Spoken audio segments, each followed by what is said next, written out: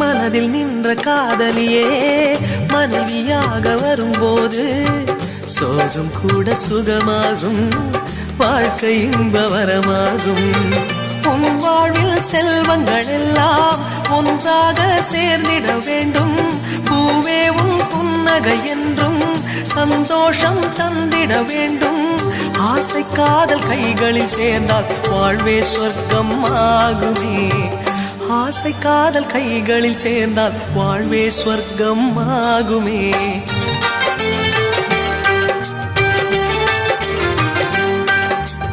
ஆனந்தம் ஆனந்தம் பாடும் மனமாசையின் ஊஞ்சலில் ஆடும்.